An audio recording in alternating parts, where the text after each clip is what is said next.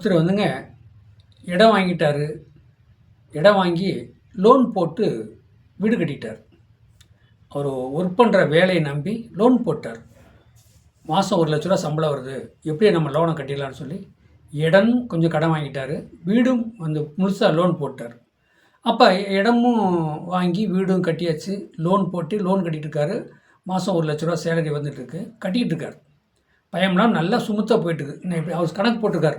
35 வருஷம் 30 வருஷம் எல்லாம் நம்ம ஒரு குறிப்பிட்ட வயசில் நம்ம குறிப்பிட்ட இதில் நம்ம அதை கட்டி முடிச்சிடலாம். வீடு சொந்தம், எனக்கு இன்னும் பதவி உயர்லாம் இருக்குது, சம்பளம்லாம் கிடைக்கும் அப்படிங்கிற ஒரு எண்ணத்தில் அவர் இருக்கார். அப்படி நம்பிக்கையில் போயிட்டு இருக்கும்போது அவருக்கு வேலை போயிடுச்சுங்க. வேலை போயிடுது. அப்போ வேலை போனோடனே அவருக்கு என்ன பயம் வரும். ஆஹா, கடன் வாங்கி வீடு கட்டிட்டோம், நிலமும் கடனில் நிற்கிது, பசங்க பிள்ளைங்க படிக்கிறாங்க, நம்மளால் முடியுமா முடியாதாங்கிற எண்ணம் இப்படி வரும். தற்கொலை எண்ணத்துக்கு போயிட்டாருங்க. முடிவு ரொம்ப கஷ்டப்பட்டு வேலை இல்லாமல் சும்மா இருந்தாருன்னா செலவு கூட காசு இல்லாமல் என்ன பண்ணுறது, வட்டிக்கு வட்டி வாங்கிட்டு சேர்த்தி கட்டிகிட்டு இருக்காரு. அப்படி அந்த மாதிரி சூழ்நிலை அந்த சாதத்தில் வந்துச்சு.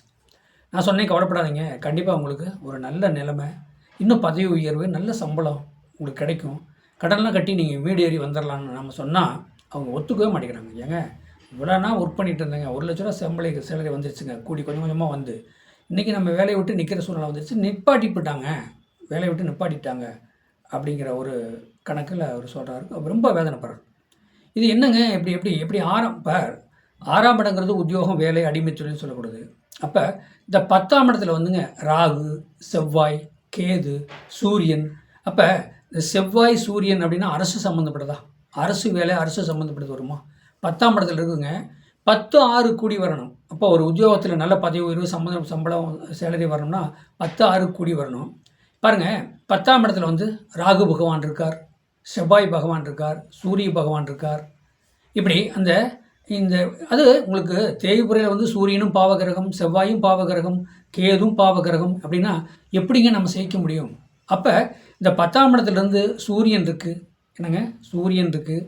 ரெண்டாவது வந்து சூரியன், அதே செவ்வாய், அப்போ கேது பகவான், இப்படி இந்த மாதிரி ஒரு பாவகிரகம் இருக்கும்போது இந்த 10ஆம் இடத்துக்கு 6ஆம் இடம் என்னங்க, 9ஆம் இடமாக வரும்.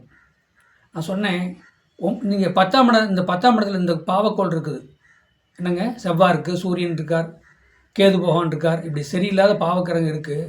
என்னங்க, இப்படி ராகு பகவான் இருந்தாலுமே, கேது இல்லாமல் ராகு இருந்தாலும் அந்த மாதிரி ஒரு அமைப்பு கொடுத்துட்டு போகும். உங்களுக்கு இந்த இடத்துக்கு அந்த 10ஆம் இடத்துக்கு உங்கள் 6ஆம் இடத்தை பாருங்கள், 9ஆம் இடம், கண்டிப்பாக உங்களுக்கு கவர்மெண்ட் வேலை கிடைக்கும் அப்படி சொன்னேன். அப்ளிகேஷன் போட்டு வச்சுருக்கீங்களா, கவர்மெண்ட் வேலை உங்களுக்கு கண்டிப்பாக கிடைக்கும் அப்படி சொன்னேன். ஆமாங்க, அப்ளிகேஷன் போட்டு வச்சுருக்கீங்க, என்ன இப்படி சொல்கிறீங்க அப்படின்னு அந்தளவுக்கு அப்புறம் ஒரு புத்துணர்வு. எப்படின்னா அவங்களுக்கு 200 வயசு வந்த மாதிரி அவருக்கு நல்ல ஒரு எனர்ஜி ஆகிட்டாருங்க. அப்படிங்களா, ஆமாங்க, நீங்கள் சொன்ன மாதிரி நான் அப்ளிகேஷன் போட்டு வச்சுக்கிறேங்க கவர்மெண்ட்டுக்கு அப்படின்னாரு. ஏங்க, அங்கே செவ்வாய் இருக்குது, சூரியன் இருக்குது 10ஆம் இடத்துக்கு. ஏன்னா இப்போ நீங்கள் தனுசு லக்கணத்துக்கு காலபுருஷனுக்கு 9ஆம் இடம் தனுசுக்கு 9ஆம் இடம் என்னங்க, சூரியனா, உங்களுக்கு கண்டிப்பாக அரசு வேலை கிடைக்கும் அப்படின்னு. என்னங்க இப்படி சொல்கிறீங்க? அப்புறம் என்னன்ட்டு அதுலேருந்து அரசு வேலை சம்மந்தப்பட்டதே மூவ்மெண்ட் ஆரம்பிச்சிட்டார். ஒரு பெரிய பெரிய ஆஃபீஸரை பார்க்குறது, அந்த வேலைக்கு உண்டானது என்ன பண்ணுறது எல்லாமே இவருக்கு அப்ளிகேஷன் போனால் அரசு வேலை கிடைச்சிதுங்க.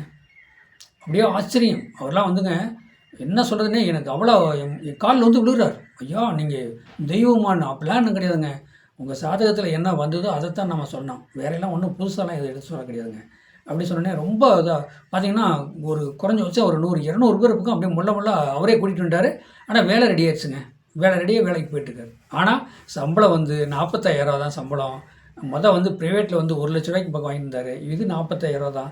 ஆனால் அவர் சொல்கிறாரு, 45,000 வாங்கினாலும் எனக்கு போதுங்க, நான் லோனை அப்படியே ரன் பண்ணிடுவேன், ரன் பண்ணிவிட்டேன், நான் கண்டிப்பாக நான் செய்ச்சிருவேங்க, உங்களுடைய வாய் முகூர்த்தம் எனக்கு வேலை கிடச்சிச்சு, நான் நல்லா இருக்கிறேங்க, ரொம்ப வாழ்த்துக்கள் அப்படி சொல்கிறதோட அப்போ வந்து எனக்கு எவ்வளோ சந்தோஷம் தெரியுமா? எப்படி சாதகத்தை கணக்கு எடுத்து கணிச்சு சொல்லி அவங்க செய்க்க வைக்கிறோம்ல, இந்த செய்க்க வைக்கிறதுமே கோடி புண்ணிங்க. இந்த பிரபஞ்சத்துக்கு நான் நன்றி நன்றி நன்றி. என்னுடைய சேனலை சப்ஸ்கிரைப் பண்ணுங்கள், பெல் பட்டன் ஆன் பண்ணுங்கள், மற்றவங்களுக்கு ஷேர் பண்ணுங்கள்.